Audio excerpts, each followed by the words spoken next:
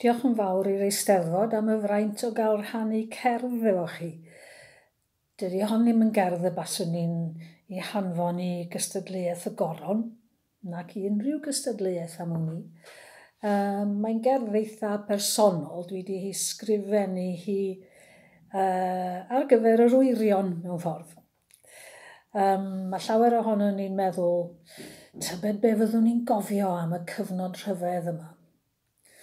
Ymhen blynyddoedd.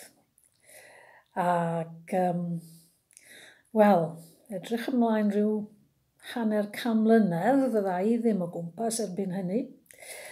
Ond mae'n bosib y bydd fy wyres yn fam gi a'r 4 wyr yn daid neu'n dad cu. A dwi'n dychmygu claddu rhai atgofion am y cyfnod yma efo nhw. Trysorau. O ffenest fy llofft yn y creigiau, yn y pellter, mi welaf gau sy'n aur i gyd ar ôl hael y misoedd clo. Dyna lle rawn ni blantos. Dewch yno efo fi, ac ymôn y clawdd mi blanwn focs yn llawn o aur y corona. Ymhen blynyddoedd, pan fyddwch chithau'n nain ac yn daid a thad cu. Mi ewch yno rhyw bnawn ym mis Mai efo chwyrion chithau. Pan fydd heilwen y Gwanwyn wedi troi'r gwair yn aur. Ac yno, cewch ddatgloi ei drysorau. Beth roddwn y mocs bach y Covid? Beth roddwn i'w claddu cyhyd?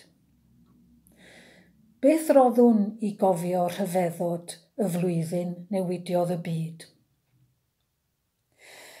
Rhoddwn ddarlun o ardd yn ei blodau. Rhoddwn gan yr holl adar i gyd, lonodd galon a'i trydar am obaith y flwyddyn newidiodd y byd. Mi rodda fi'r garreg a dawyd ar stepen y drws ym mis Mai.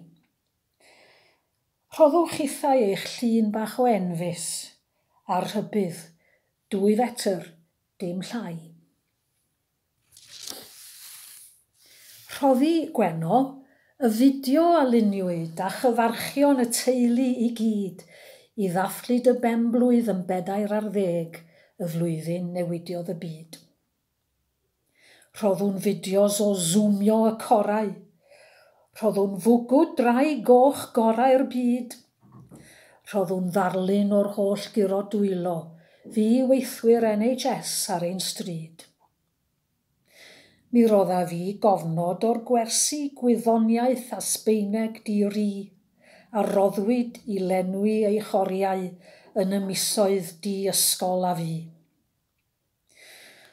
Rho'n gwestiynau, y cwisiau wnaeth Owain, ac Ifan a Math yn ei tro. A'r storiau nos da gafodd Idris dros Zoom ar nosweithiau dan glo. Cofnodaf rai gwerthfawr a gollwyd. Yn ein plith ein hanwyl Eileen, ac aelodau o'r corau a'r capel, a'r bwlch a dawodd pob un. Ac yno yn y bocs rhoddaf englyn am rosyn na chollodd ei sawr gollwng petalau ei heilwen yn gawod o aur hyd y llawr.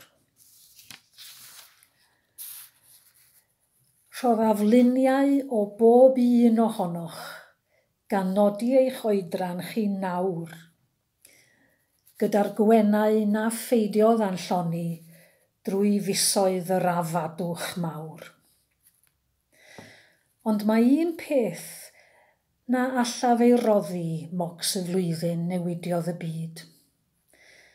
Does dim ffordd i gofnodi y gwacter ddaeth o golli'ch anwesu chi gyd.